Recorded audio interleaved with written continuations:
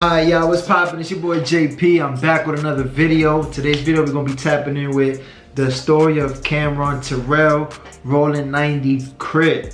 So Cameron Terrell is a white wealthy teen that made headlines in 2017 when he was charged in the murder of Justin Holmes, a 21-year-old black man from South Central LA. I mean, it's wild just to see even like a white boy being put on and repping a black gang. That's definitely different, but we're gonna jump right in and make sure you like, comment, subscribe, turn your post notifications on so you know anytime I post a video. Let me know what you think about this whole situation in the comments, and yeah, let's get it. Let's check this out. Cameron Terrell, Rollin 90s. Welcome to Hood Politics. In this episode, I will be discussing the story of Cameron Terrell, also known as Milk or White Boy from the Rollin. I ain't gonna lie, my son low-key flee though. My son got the Louis Vuitton Dodges. His name is Milk too. I think this is Milk 74. Milk or White Boy from the Rollin 90s neighborhood Crips, which is a gang located on the west side of South Central Los Angeles. The facts of the case are as follows. When the average person thinks of South Central Los Angeles, the things that often come to mind are crime, poverty, That's a fact, and gangs. But just outside of the boundaries of South Central lies an abundance of wealth.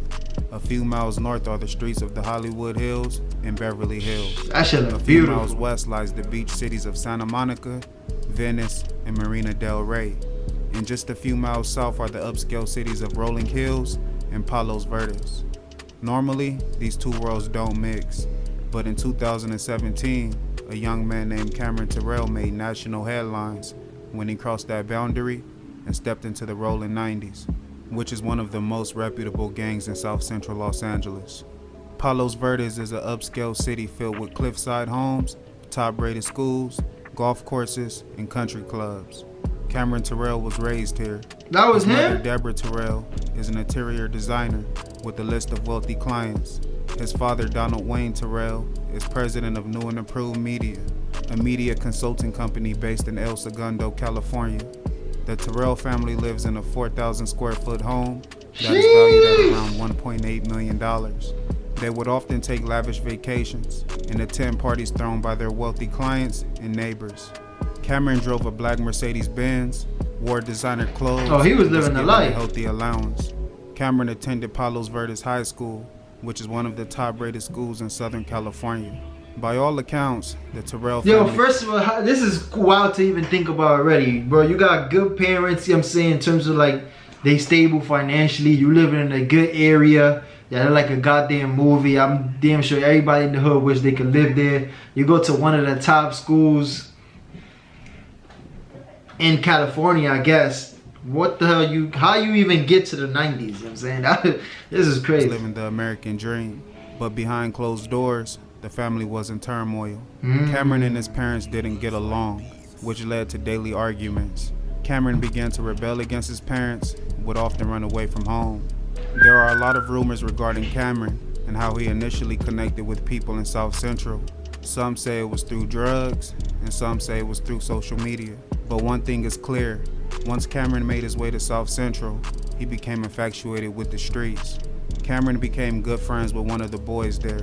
He would stay at his house for days, weeks, and months at a time, and would even call the boy's mother Mom. That's crazy. Sometime later, the boy was being courted by the Rollin 90s Crips and told Cameron he should also join.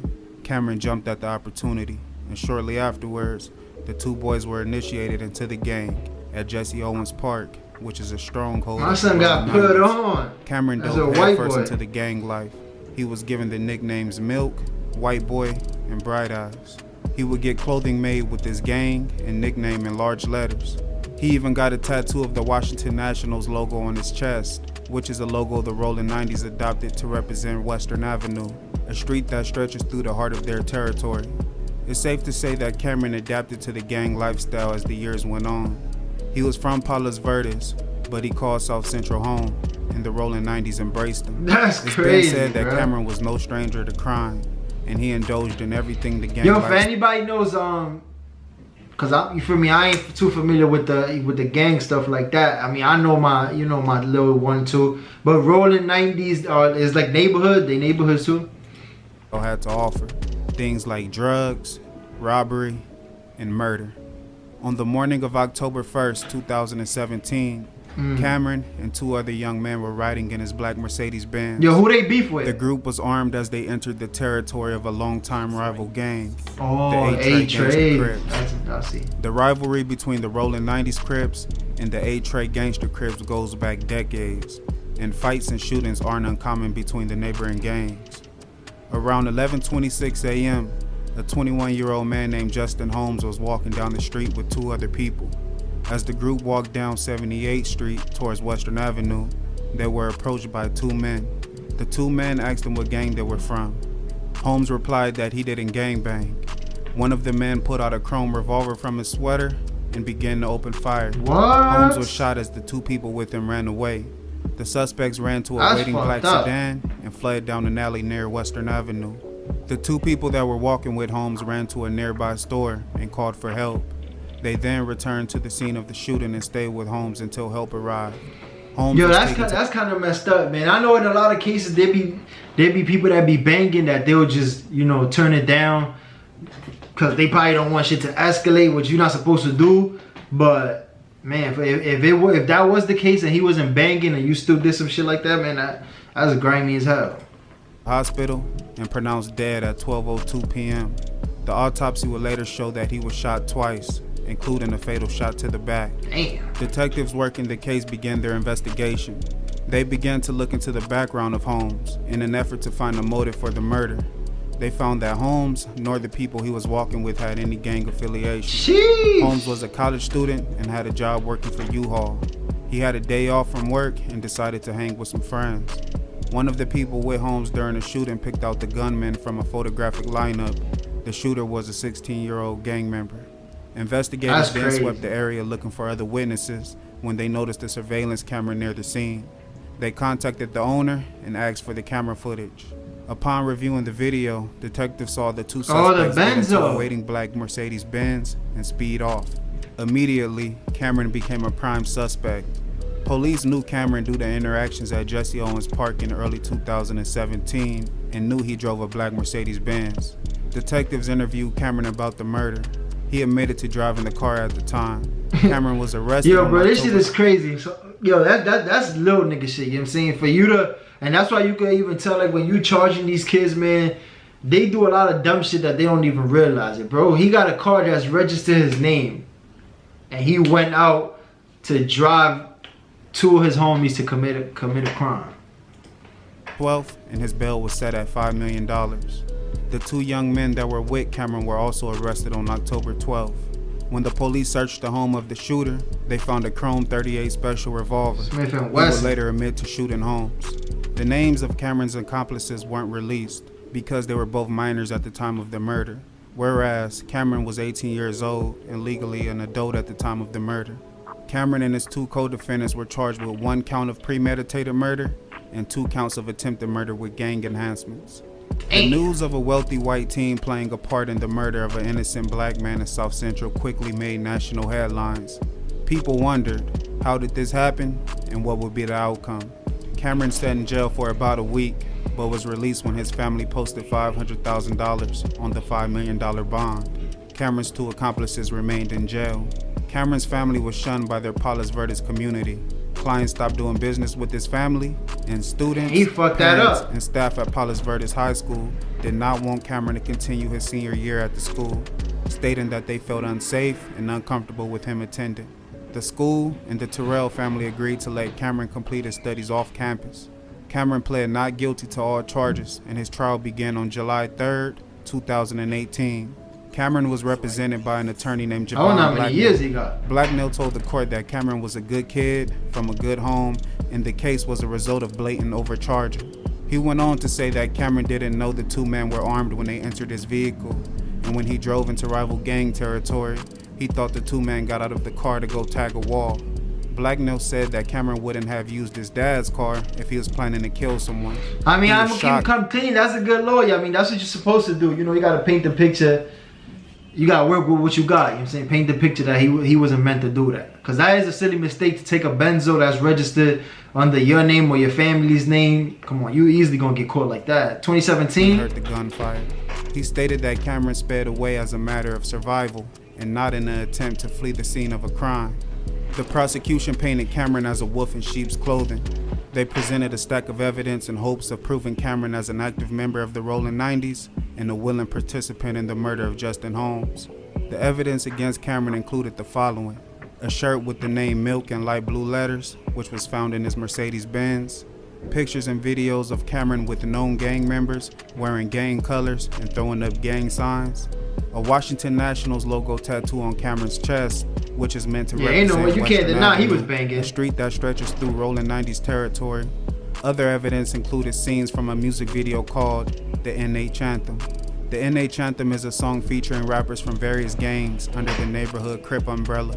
The rappers diss rival gangs and showed their allegiance to the neighborhood Crips, hence the title NH Anthem. Cameron can be spotted in multiple scenes of the video. They really embraced him. Members, sporting a light blue bandana around his neck. The prosecution went on to explain that Cameron would have earned status among the Rollin 90s if he ventured into 8-tray gangster Crip territory and killed a rival gang member. The prosecution also showed a video that was taken by Cameron of gang members kicking over the candles at Justin Holmes Memorial. Javon Blacknell stated that Cameron was living a fantasy, and he was unaware of the real-life consequences of his choices. He went on to say that Cameron was influenced by music and movies. When asked about the tattoo on Cameron's chest, Blacknell said Cameron got the tattoo because Kevin Durant has one, and Durant is his favorite.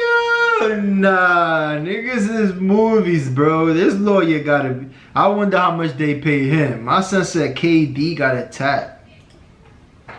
Blacknell said Cameron got the tattoo because Kevin Durant has one, and Durant is his favorite basketball player.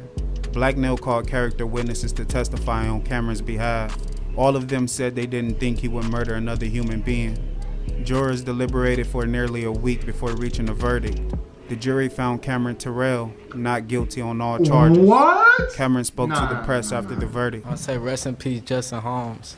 He shouldn't have died that day, and I pray for his family every night. This been weighing on me every single day of my life. I don't have to explain myself to anyone. God knows what really happened that day, and God knows what was in my head that day. Yeah, I'ma come clean, bro. This is the funny shit that going on in this country. My nigga said he's not guilty on all charges, bro. Since when you could drive somebody to commit murder, bro, and you gonna tell me that you get away clean? That's the shit that money do, man.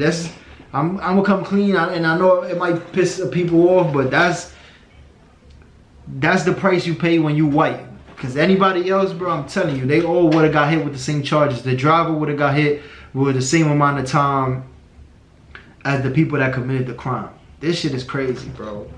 What? And you can even tell in his face, like when he's talking, he not sincere about that shit. He's like, oh, shot, rest in peace, Justin Holmes and shit. Like you could tell, the bad in his face. You know what I'm saying? The way he looks, bro, you could just tell, bro. Verdict caused national outrage and sparked conversations about white privilege and classism. A lot of people compared Cameron's case to the case of Ethan Couch. Ethan Couch was 16 years old when he decided to drive drunk. Ethan lost control of the vehicle and killed 4 people. During the trial, Ethan's lawyer argued that because the Couch family is so well off, Ethan never had to suffer consequences for his actions, so he didn't understand right from wrong. The attorney went on to say that Ethan suffered from a condition called affluenza. Ethan received 10 years of probation. Cameron's 2 co-defendants await trial. Since they were both 16 years old at the time of the murder, their cases went to juvenile court. The district attorney wants to move their cases to adult court so they can be tried as adults. That's I want to thank you guys for tuning in. Please like, comment, and subscribe. But y'all, that's the end of the video right here. Make sure you like, comment, and subscribe to the kid. Let me know your thoughts in the comments about this whole situation, man. This kind of fucked up, bro, to be honest. It's like, this man put himself in that predicament to jump off the porch. He coming from a good neighborhood to the hood, to the trenches, to the Rollin 90s. Like they said, is one of the biggest and most feared gangs. So he chose this for him, you feel me? He ain't have no need for none of this. He commits a crime with 2 people, you know what I'm saying? And he gets the best end of the stick where he don't get nothing for driving. He's 18, so this is an adult committing a crime with juveniles, bro. What? Are you crazy, bro? They would have hanged him up if he would have been black, to be honest, or Spanish. You would have got packed up. You were 2 minors and somebody ended up losing their life and you drove them there. So basically, if you would have never took them there, they would have never passed. I mean, they would have never committed that crime, and Justin Holmes probably would have still been alive to this day, which is fucked up, man. That's definitely white privilege, to be honest, bro. Not even to be on no, you know, color shit. And nobody else would have got away with that. But y'all let me know your thoughts, and I'm off this to the next one. Oh!